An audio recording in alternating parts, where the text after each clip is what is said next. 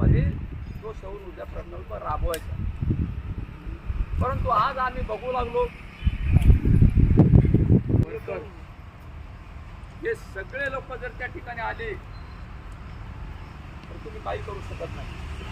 माणसाला कुठपर्यंत सांगणार तुम्ही? ज्या गावामध्ये हा प्रकल्प उभारू लागला त्या जे काय कार्यक्षेत्र आहे तिथं सुद्धा 7-12 वाटप सुरू झालं पाहिजे। आणि जो तुम्ही शासनाचा सौर ऊर्जा प्रकल्प म्हणता तो राबवा, आमचं काही म्हणणं नाही, परंतु तो सौर ऊर्जा प्रकल्प पडीत जमिनीमध्ये किंवा खडकाळ जमिनीमध्ये, आम्ही काय खडकाळ जमिनीमध्ये अतिक्रमण केलेलं नाही किंवा आमचं ज्या ठिकाणी पडीत असेल त्या ठिकाणी आमचं काही हरकत नाही। मात्र ज्या ठिकाणी आमचे दलित आदिवासी भूमिहीन गारान कास्तकार गेल्या अनेक वर्षापासून वैती मशागत करून त्या ठिकाणी कुटुंबाचा उदरनिर्वाह करत असतील आणि त्याचं साधन फक्त तेवढंच गायरान जमीन असेल आणि आज रोजी आता सध्या उभं पीक असेल तर आम्ही त्यामध्ये सौर ऊर्जा प्रकल्प होऊ देणार नाही, आम्ही होऊ देत नाही। आणि सरकारही म्हणतो करू नका, सरकारही म्हणतो करू नका आणि आम्ही म्हणतो करू नका। आणि म्हणून त्या ठिकाणी जर प्रशासनाने मनमानी केली, पोलीस बंदोबस्तामध्ये त्यांना तुमची भीती वाटते म्हणून ते पोलीस घेऊन येतात सोबत, पोलीस आणले कोणी आणले तरी ते जर कायदा हातात घेत असतील तर त्यावेळेस मला तुम्ही फोन लावायचा। आपल्याला कायदा हातात न घेता आपल्याला संविधानामध्ये आपल्यासाठी काय दिले तीच आपण त्या संविधानाप्रमाणेच आपण आंदोलन करणारे माणसं, संविधानाचा आपण आदर करणारे माणसं, आणि म्हणून संविधानाने जे कायदे गोरगरिबांसाठी झालेत त्या कायदेशीर मार्गानेच आपण आपला 7-12 मागू लागलो। आणि शासनाच्या लक्षात आलं, आमच्यासारख्या कार्यकर्त्यांनी शासनाच्या लक्षात आणून दिलं हे दलित आदिवासी कास्तकार आहेत, त्यांना या जमिनीशिवाय पर्याय नाही। आणि म्हणून शासनाने पुन्हा 31 मार्च 1978 नंतर 14 एप्रिल 1990 पर्यंत कालावधी पुढे ढकलला। 14 एप्रिल 1990 जे की डॉक्टर बाबासाहेब आंबेडकरांचं जन्म शताब्दी वर्ष होतं ते 14 एप्रिल 1990ला जगभरात डॉक्टर बाबासाहेब आंबेडकरांची जन्मशताब्दी साजरी करण्यात आलेली आहे। आणि ते शताब्दी वर्षाचं औचित्य साधून या ठिकाणी शासनाने शासन निर्णय घेतला, तो म्हणजे 28 नोव्हेंबर 1991चा। 28 नोव्हेंबर 1991ला विधिमंडळामध्ये हा ठराव पास केला आणि त्याच्यामध्ये नमूद केलं की 1 एप्रिल 1978 31 मार्च 1978 गेल्यानंतर सुरू होणार 1 एप्रिल 1978 ते 14 एप्रिल 1990च्या दरम्यान महाराष्ट्रामध्ये ज्या ज्या ठिकाणी दलित, आदिवासी आणि भूमिहीन या लोकांचं शेतीसाठी झालेलं अतिक्रमण नियमानुकूलित करून त्यांना 7-12 देण्यात यावं। कालावधी दिला त्यांनी 1 एप्रिल 1978 ते 14 एप्रिल 1990। दलित, आदिवासी, भूमिहीन कास्तकारांचं अतिक्रमण आहे ते नियमानुकूलित करून त्यांना 7-12 देण्यात यावा। आणि म्हणून त्या काळचे आरोपी तुम्ही आज फिर्यादी म्हणून मी तुम्हाला न्यायालयात उभा केलेला आहे। आणि म्हणून तुम्हाला 7-12 या कायद्याने मिळाला पाहिजे, परंतु हे प्रशासन आहे, हे प्रशासन सरकारचं ऐकत नाही।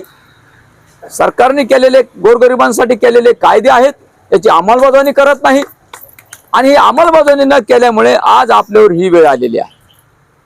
आणि म्हणून ज्यावेळेस 28 जानेवारी 2011ला माननीय सर्वोच्च न्यायालयाचा आदेश आला, सर्वोच्च न्यायालयाचा आदेश की पंजाबमध्ये जगपाल व इतर विरुद्ध पंजाब शासन व इतर हे प्रकरण सर्वोच्च न्यायालयामध्ये गेलं आणि तिथं निर्णय 28 जानेवारी 2011 निर्णय बाहेर पाडला की काश्मीर ते कन्याकुमारी पर्यंत सर्व गावठाण आणि गायरान जमिनी ज्या त्या राज्य शासनाने आपल्या ताब्यात घ्याव्यात, सगळ्या जमिनी पूर्ण जमिनी ताब्यात घ्यायच्या। परंतु महाराष्ट्र शासनाने 28 नोव्हेंबर 1991 ला जो अधिनियम पारित केलेला आहे, त्या अधिनियमामध्ये ज्या तरतुदी आहेत त्या तरतुदी वगळून हा आदेश देण्यात आलेला आहे।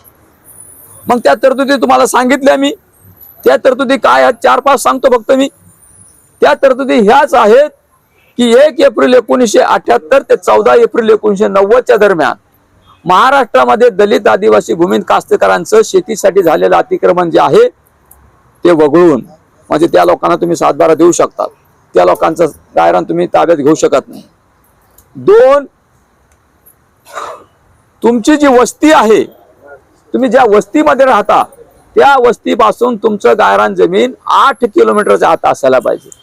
इथं बसलेल्यांपैकी एक सुद्धा लाभार्थी नाही की त्याचा 8 किलोमीटरच्या पुढचं गायरान आहे म्हणून। दोन्हीच्या मध्ये बसलो आपण। तिसरी अट त्यांनी ही घातलेली आहे की त्याला जी जमीन द्यायची आपल्याला, तर त्याला त्या लाभार्थ्याला 5 एकर जमीन दिली पाहिजे। 5 एकर जमीन मोजून द्या। त्या 5 एकर जमीन मध्ये जर एखाद्या लाभार्थ्याला जर त्याची वडिलोपार्जित जमीन असेल किंवा त्यांनी स्वकष्टाने विकत घेतलेली जमीन असेल तर तेवढी जमीन वगळून त्याला बाकी जमीन द्या। जर वडिलोपार्जित जर 2 एकर जमीन असेल तर 3 एकर द्या, 1 एकर असेल तर 4 एकर द्या, 5 एकरची बरोबरी करा।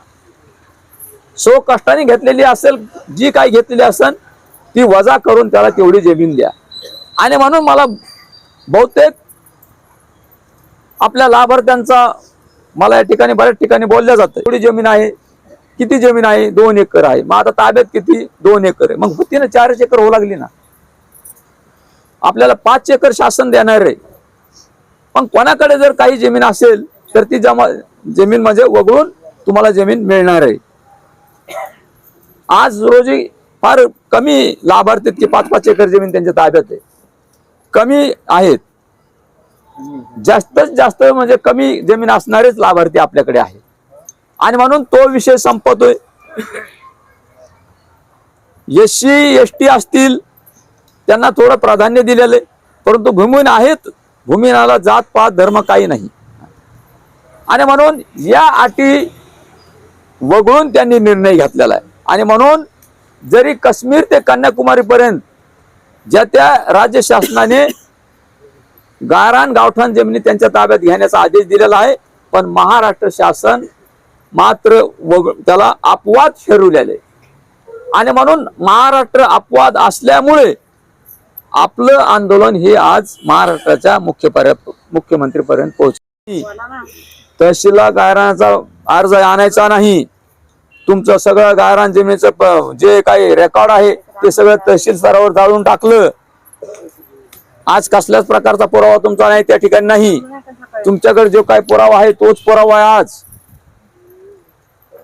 आणि म्हणून प्रशासनाने सुद्धा त्यांनी त्या सर्वोच्च न्यायालयाच्या आदेशाचा चुकीचा अर्थ काढून तुमची सुद्धा दिशाभूल केली त्यांनी।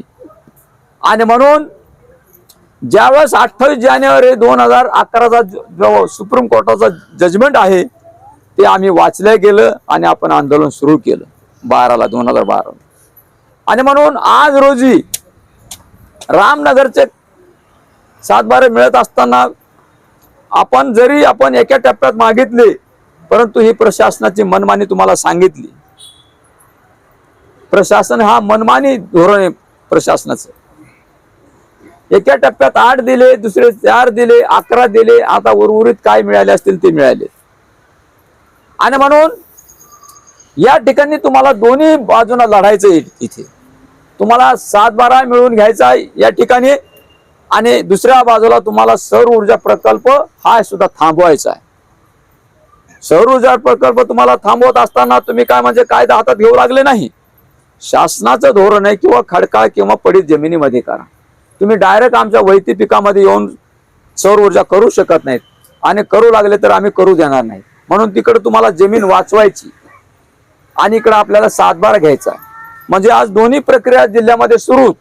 इकडं 7/12 प्रक्रिया वाटप सुरू आहे आणि दुसऱ्या बाजूला सौर ऊर्जाचा प्रकल्प उभारणीचाही कार्यक्रम सुरू आहे.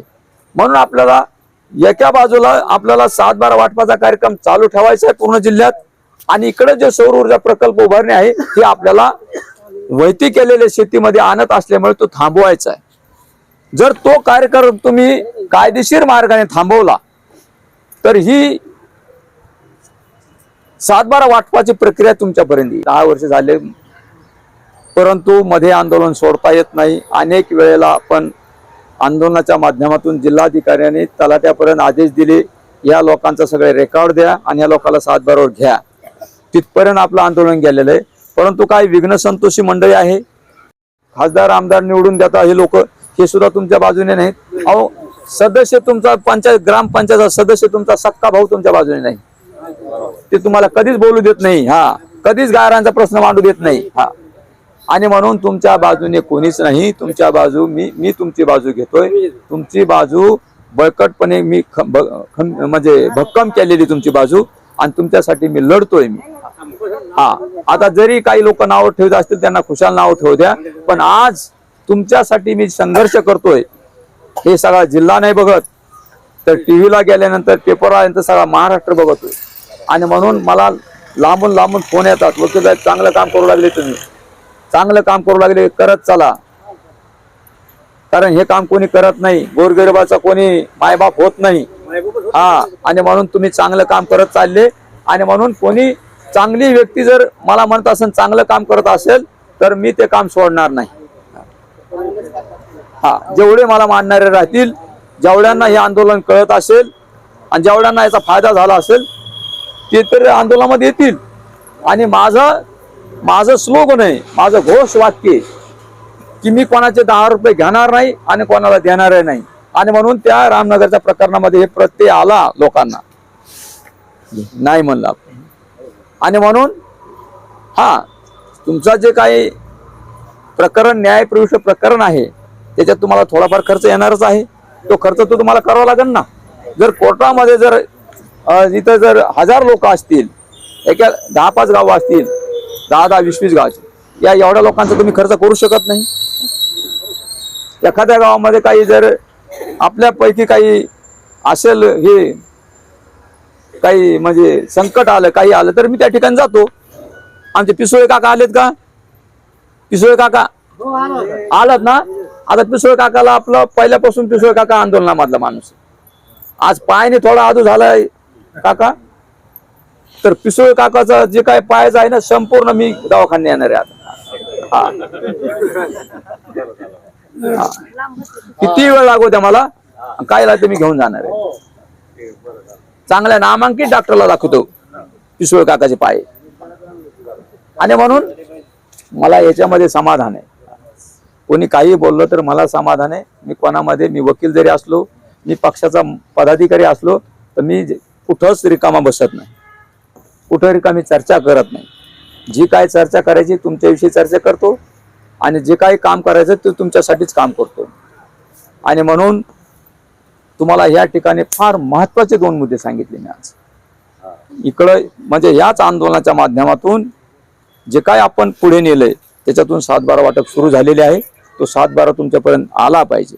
पण तो 7/12 येण्यासाठी तुमचा जो इकडा वनीकरण असेल, वनीकरण कमी केलं आपण आतापर्यंत वनीकरण आपल्या मागं होतं. आता वनीकरण कमी झालं, आता सौर ऊर्जा प्रकल्प आला. तो सौर ऊर्जा प्रकल्प थांबविण्याचं काम तुमचं आहे आणि कायदेशीर मार्गाने. कारण सरकारचं धोरण आहे खडका पडीत, वहिती नाही, आपली वहिती जमीन आहे. फक्त तुम्ही अडवायचं आणि मला कळवायचं. तुम्ही अडवलं तर तुमची जमीन वाचेल आणि जमीन वाचली तर हा 7/12 तुम्हाला मिळेल. हे कळतंय का नाही तुम्हाला सगळ्यांना? आणि म्हणून अशा पद्धतीचा सामना आपल्याला करायचा. आणि तो सामना करत असताना हे सगळे लोक तुम्ही पाहिजेत सोबत. आणि नाही मी कशाला, मग मला फोन लावा तुम्ही. अलीकडे बाजू सगळी 150 एकर मधून 25 एकर गेली असेल. 100 एकर जमीन. ते अभेद घेऊन या लोकांना अटक करायला मोठी गाडी आणलेली, लहानी गाडी, तिथं लगेच सगळे पोलिस महिला 5-5, 60-70. मी गेलो, माझी गाडी चिखलातून घातली मी, त्यांची मोठी गाडी फसली. महिना नाही झाला अजून. आणि गेलो आणि त्यांना सगळी फाईल दाखवली, आर्ग्युमेंट केलं, तुम्ही या लोकांना अटक करू शकत नाही आणि या ठिकाणी तुम्ही कामही करू शकत नाही. आणि त्यांना हे सगळं दाखवलं आणि मग ते परत गेले. आणि आज म्हणजे त्या ठिकाणी तिथं स्टेटस को मिळालं आम्हाला. न्यायालयाचं म्हणणं होतं की आहे तशीच ठेवा ती जमीन, याच्यात विभाजन करू नका. जिल्हाधिकारी असला सरकारी असलं तरी तुम्ही आता हे न्यायपृष्ठ प्रकरणाचा निकाल लागेपर्यंत याच्यात काहीच करू नका. पण ते ऐकत नाही, ते मनमानी करतात, ते तुमच्यावर बळजबरी करतात, दादागिरी करतात. पोलीस आणून काय आणून काही करतात ते, तरी सुद्धा आपण मागे हटायचं नाही, घाबरायचं.